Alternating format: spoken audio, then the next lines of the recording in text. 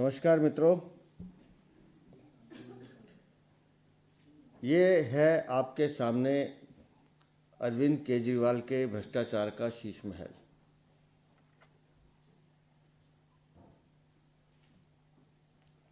इस लॉन में वो गाना गुनगुनाते होंगे, बड़े अरमान से रखा है सनम तेरी कसम, इस शीश महल में हमने अपना पहला कदम। अरविंद केजरीवाल शीश महल बंगले पर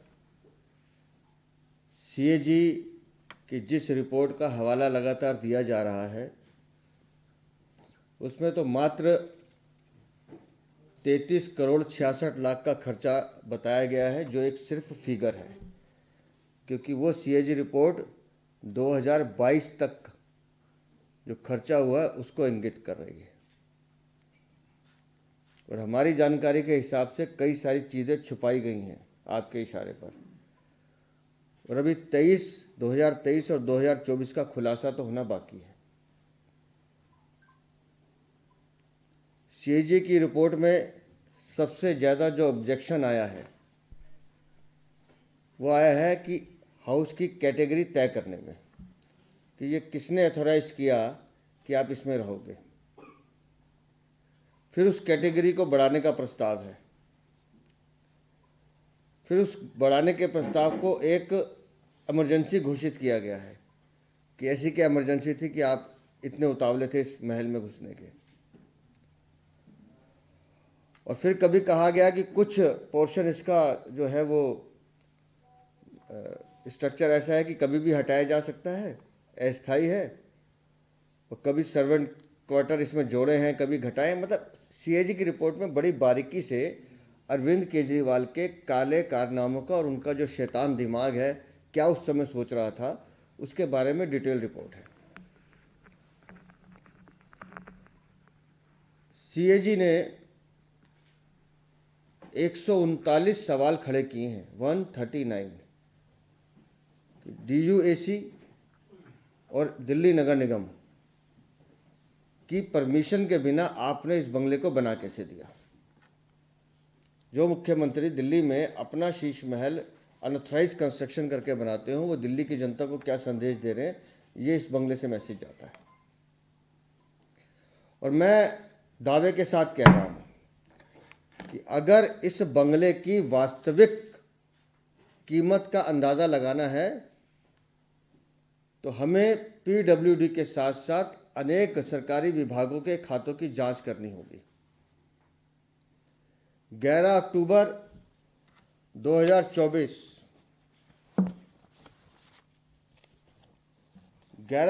2024 की ये इन्वेंट्री जो पीडब्ल्यूडी ने निकाली है कि ये सामान वहां से लापता है, इस खर्चे को भी जोड़ना होगा। और जब हम इस इन्वेंट्री के खर्चे को जोड़ते हैं तो ये लागत सिर्फ 33 करोड़ नहीं, ये लागत 75 से 80 करोड़ पे जाकर रुकती है। इस पूरे खेल में एक बात तो स्पष्ट हो गई, जो सीएजी रिपोर्ट में भी है, कि पीडब्ल्यूडी विभाग जो एक सरकारी एजेंसी है, वो इस पूरे बंगले में सरकारी एजेंसी के तौर पर नहीं, एक निजी संस्था के रूप में काम कर रही थी। उसने पूरी तरह से अपने आप को अरविंद केजरीवाल के चरणों में सरेंडर किया हुआ था। और जिस तरह से पीडब्ल्यूडी के अधिकारियों ने हर फाइल पे हस्ताक्षर किए हैं, ये सीधा सीधा गिव एंड टेक का मामला है कि अरविंद केजरीवाल को खुश करने के लिए ऐसी अनेक ऑब्जेक्शंस को रिमूव किया गया और उसके बदले में अधिकारियों को मौका दिया गया कि आप अभी इसमें पैसे कमाइए, लूटिए, जितना लूट सकते हैं दिल्ली को लूटिए। और भ्रष्टाचार का ये खेल कैसे खुला है, एक एक करके। मुख्यमंत्री के लिए जो मकान चुना गया वो उनकी हैसियत के हिसाब से ऊंची श्रेणी का चुना गया। बंगले का जो पहला एडिशनल ऑल्टरनेशन एस्टीमेट था, ऑल्टरेशन, वो बना 7,91,00,000 का। और जैसे ही वो एस्टीमेट बना, पीडब्ल्यूडी ने इमीडिएट उसे एक ये कह दिया कि ये तो इमरजेंसी है, इसको करना ही पड़ेगा। मतलब ऐसी क्या इमरजेंसी है नहीं बताया, फाइल पे लिख दिया इमरजेंसी है। पहले एस्टीमेट पर 1 सितंबर 2020 को वर्क ऑर्डर जारी किया जाता है। तारीख याद रखिएगा, 1 सितंबर 2020, जब दिल्ली कोविड की मार झेल रही थी। तब अरविंद केजरीवाल अपने घर में बैठ के वर्क एस्टीमेट बनवा रहे थे। और उसके बाद शुरू हुआ भ्रष्टाचार का खेल, फर्रुखाबादी। 1 सितंबर 2020 को वर्क ऑर्डर हुआ 7.91 करोड़। 8 जून 2021 को रसोई और लॉन्ड्री के नाम पर 1,62,00,000 का वर्क ऑर्डर इशू होता है। फिर 22 अक्टूबर 2021 को बिना किसी की परमिशन लिए, बिना किसी को दिखाए, सुपर एरिया, जो बाहर आप देख रहे हैं जितनी बड़ी ये बिल्डिंग बनी है, इस सुपर एरिया की वृद्धि दिखाते हुए 9.9 करोड़ का ऑर्डर जारी कर दिया जाता है। फिर आता है 30 दिसंबर 2021। इसको सजाने में, जिसका जिक्र हम इस इन्वेंट्री में कर रहे हैं, इसके अंदर इसको सजाने के नाम पर 5.73 करोड़ फिर वर्क ऑर्डर जारी कर दिया जाता है। फिर 29 जून 2022 नियम कानून सब किनारे कर दिए जाते हैं। इस बंगले में एडिशनल ब्यूटिफिकेशन के नाम पर और ऑर्नामेंटल कामों के नाम पर कि हमने बंगले की जो 7.91 करोड़ थी वो कम पड़ रहा है, अब हमें 9.34 करोड़ का अतिरिक्त ऑर्डर दिया जाए, वो सैंक्शन कर दिया जाता है। और कोई भी वर्क ऑर्डर बिना किसी जस्टिफिकेशन के, बिना किसी अनुमति के पास कर दिए जाते हैं, जिसकी लागत 33.71 करोड़ पहुंचती है। और सीएजी की रिपोर्ट जो लिखा है उसमें पृष्ठ संख्या 127, वो प्रोजेक्ट कंसल्टेंट की नियुक्ति से लेकर प्रोजेक्ट लागत तय करने के सारे नियमों के बारे में सवाल खड़े करती है। मैं सिर्फ एक बात पूछता हूं कि ये जो सीएजी की रिपोर्ट है 2022 तक की दिखा रही है, जिसमें 33.71 करोड़ का खर्चा इसके ब्यूटिफिकेशन पर दिखाया है। अब ये इन्वेंट्री का क्या करें? अभी तो 23 और 24 खुलना है। अब इस इन्वेंट्री की जो पूरी कीमत है वो अगर हम जोड़ने बैठेंगे, जिसका हमने पहले भी बताया कि window curtain operated with motor and track 80 लिए गए, कीमत 5.5 करोड़। कौन सा टीवी है जी? OLED टीवी क्या होता है? सोनी का। 16 लिए गए, इसकी कीमत 64 लाख। अब कोई जोड़ सके तो जोड़ लीजिएगा, ये 33 करोड़ से अलग है सब। बॉस के स्पीकर लिए गए 4.5 लाख। और साडा premium full body massage chair 4 lakh. Recliner sofa 10 lakh. 80 वाट फ्री स्टैंडिंग ल्यूमिनियर 9,20,000। 12 वाट LED smart down light 19.5 lakh की लाइट है जी, 19.5 लाख की लाइट है। उसके बाद किचन में आइए, Samsung flex family hub French multi door refrigerator 934 litre. Hotel खोला है क्या है? केजरीवाल घर में होटल खोलते थे क्या? पेइंग गेस्ट रखते हो? इसकी कीमत है 9 लाख। उसके बाद आइए 73 लीटर स्टीम ओवन। ये तो होटल में रखे जाते हैं भाई, ये घर नहीं हो सकता। तो अभी होटल में कितने पैसे लिए किराए के वो भी नहीं पता। ये ओवन है 9 लाख।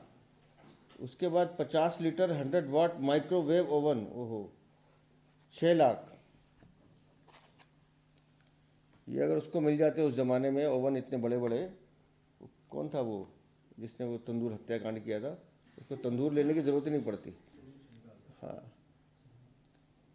ऑटोमेटिकली क्या है ये पता नहीं, अब लिस्ट ऑन है। स्मार्ट टच स्क्रीन डोर होंगे रेफ्रिजरेटर पे, वो 9 लाख रुपए के। उसके बाद आइए फिर 73 लीटर स्ट्रीम ओवन 9 लाख का। 50 litre 1000 watt microwave oven 6 lakh का। कितने ओवन इस्तेमाल करते हो भैया। Mounted hoods 140 centimetre stainless steel chimney 6 lakh. फिर बॉस सीरीज के built in coffee machines stainless steel and black 2.5 lakh. Bathroom hot water generator air to water heat pump सब आगे पता नहीं क्या है, ये है 22.5 लाख। ये तो मुझे लगता है वो रजिया सुल्ताना भी यूज़ नहीं करती होगी कभी अपने जीवन में। Superior water supply and sanitary installations 15 crore.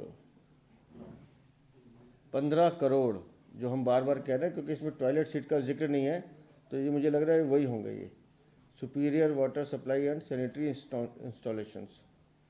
फिर एलजी का कोई 12 केजी का front load automatic washing machine है 2,10,000, नहीं 2 करोड़ 10 लाख है शायद। SS railing staircase covering shop पता नहीं क्या है, ये भी 1 crore 20 lakh. Grand edge brass entrance sources outdoor light भी 10 lakh. Wooden doors and glass doors 70 lakh. Decorative pillars 36 lakh. अब ये सारे पैसे जोड़िए, जितने करोड़ हमने बोले हैं, तो मेरा जो अंदाज़ा है कि सीएजी की जो 2022 तक की रिपोर्ट बताती है, वो सिर्फ बंगलों का जिक्र कर रही है कि इस बंगले में ब्यूटिफिकेशन के नाम पर 33 करोड़ 71 लाख खर्च किए गए, और ये इन्वेंट्री 23 और 24 की अभी जोड़ी नहीं गई है। अगर ये पीडब्ल्यूडी की इन्वेंट्री जोड़ दी जाए, जिसमें अभी टॉयलेट सीट का जिक्र नहीं है, वो गोल्ड प्लेटेड टॉयलेट कहाँ गए, तो ये मामला जाकर 75 से 80 करोड़ के लगभग बनता है। अरविंद केजरीवाल शीश महल, हमने तो एक वानगी दिखाई है आपको, इसके अंदर के काले कारनामे कैसे दिखेंगे। और जो हमारी जानकारी है, अगर वो कोशिश कर रहे हैं हम आपके सामने लाने की, फाइलों पर हस्ताक्षर किस किस के हैं,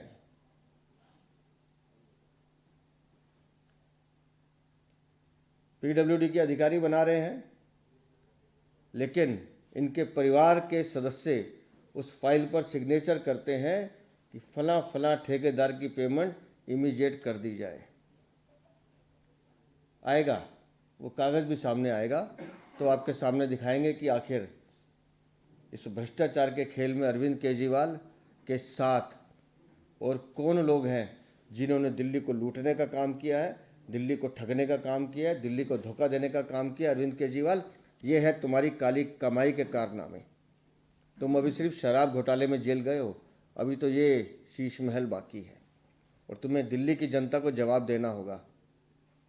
तुम्हें दिल्ली की जनता को जवाब देना होगा कि ये पैसा आया कहाँ से आया ये पैसा, ये जो इन्वेंट्री का पैसा है, क्योंकि पीडब्ल्यूडी ने तो लिख के भेज दिया कि ये पैसा हमने नहीं दिया है, हमने नहीं लगाया है। तो ये जो पैसा है, ये पैसा कहाँ से आया अरविंद केजरीवाल? इस कमाई का सोर्स तुम्हें बताना पड़ेगा। वो शराब घोटाले से आया है, जल बोर्ड से आया है, पैनिक बटन घोटाले से आया है, शिक्षा के घोटाले से आया है, हेल्थ के घोटाले से आया है, नकली दवाइयाँ बेच के आया है। हर वो घोटाला जो तुमने किया है, उसके सोर्स का जवाब तुम्हें देना पड़ेगा। अरविंद केजरीवाल, तुम सिर्फ दिल्ली के नहीं, तुम हर उस व्यक्ति के दोषी हो जिसने अन्ना हजारे पे भरोसा किया था। तुम हर उस व्यक्ति के दोषी हो जिससे तुमने वोट लेकर उन्हें धोखा देने का काम किया है। और ये आपके पाप की कहानी चलती रहेगी जब तक इन आपियों को बाहर ना कर दें। बहुत बहुत धन्यवाद। सर, एक सवाल है, जब भी आम आदमी पार्टी से सवाल पूछा जाता है शीश महल का, वो ये कहते हैं कि पीएम हाउस पे भी तो बहुत ज्यादा पैसा लगा है, पीएम हाउस इतना बड़ा बनाया गया, वो लगा है, सेंट्रल विस्टा की बात करते हैं। सेकंड पार्ट, उस पर थोड़ा अगर आप डिटेल में बताएं। आपने ये कहा कि फैमिली जो है अरविंद केजरीवाल की, वो भी इन्वॉल्व है, उन्होंने साइन किया है फैमिली मेंबर्स ने कई कॉन्ट्रैक्टर्स की पेमेंट पे। तो ऐसा जो एलिगेशन है, बड़ा एलिगेशन, आप क्यों लगा रहे हैं? मैं फिर कह रहा हूं कि साइन के पेपर्स मेरे पास आने दीजिए। इन लोगों ने सरकारी संपत्ति को और सरकारी पैसे को अपने हराम की कमाई का साधन बनाया है। किसकी औकात है जी कि सरकारी ऑर्डर पे वो साइन करेगा कि इस ठेकेदार की पेमेंट कर दी जाए? तो उसका जवाब देना पड़ेगा। और जहाँ तक आप पीएम बंगले की बात कर रहे हैं, जितनी राजनीति मेरी है, जितना मैं जानता हूँ, इसी बंगले में इंदिरा गांधी रहती थी, इसी बंगले में राजीव गांधी रहते थे, इसी बंगले में नरसिम्हा राव रहते थे, इसी बंगले में वीपी सिंह रहे, इसी बंगले में चंद्रशेखर रहे, इसी बंगले में गुजराल भी रहे, इसी बंगले में देवगौड़ा भी रहे, इसी बंगले में अटल जी रहे, इसी बंगले में मनमोहन सिंह रहे, और अब उस बंगले में प्रधानमंत्री रह रहे हैं। तो प्रधानमंत्री का जो निवास है, जो प्रधानमंत्री का कार्यालय है, वो राष्ट्रीय संपदा है। ये किसका है? इसका जवाब दें। और जिस कैटेगरी के आप लायक नहीं है, आपने बिना अनुमति उस कैटेगरी का मकान बनवाने की हिम्मत कैसे कर ली? उसमें ऑल्ट्रेशन कैसे कर ली? आस पड़ोस के 3 प्लॉटों को तोड़कर, 4 प्लॉटों को तोड़कर ये बंगला बनाया गया है। कहाँ है उसकी परमिशन? दिखाइए, एमसीडी की परमिशन है तो। यह है आपकी आकांक्षाएं, आपकी भ्रष्टाचार की वो भूख जो आपको जीने नहीं दे रही है। फिर आप कहते हैं जी हमने अपने लिए क्या कमाया है।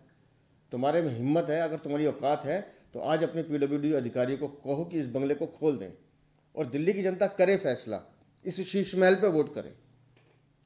आज इस बंगले को खोल दो और दिल्ली की जनता को फ्री एंट्री दिखाओ कि जाइए 15 दिन तक देखिए इस बंगले को, जब तक चुनाव खत्म नहीं होता।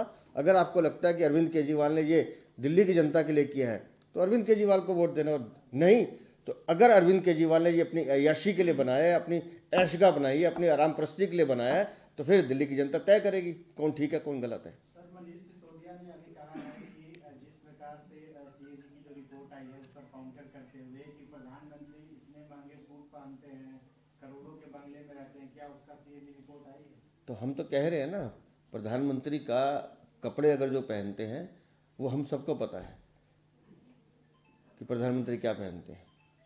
और प्रधानमंत्री का बंगला सरकारी संपदा में, फिर करो, मैंने इंदिरा गांधी से लेकर अब तक गिनवा दिया, उसमें जो भी काम होता है सरकार करती है। ये किसका बंगला? मनीष सिसोदिया। और मनीष सिसोदिया एक बात का जवाब देते हैं, इतने अगर वो सत्यवान है तो पटप्रदन छोड़ के क्यों भागे थे? जवाब दें। शराब घोटाले में 17 महीने जब अंदर बैठे थे तो कौन सी गीता पढ़ रहे थे? जवाब दें। अरविंद केजरीवाल तुम्हारा भतीजा, मैं नाम लेके बोल रहा हूँ, उसका भी ऑडियो आने वाला है, नहीं बोलना चाहिए मुझे, फिर भी कह रहा हूँ। नरेश बाल्यान से इसके भतीजे का क्या संबंध है ये भी दिखाऊंगा।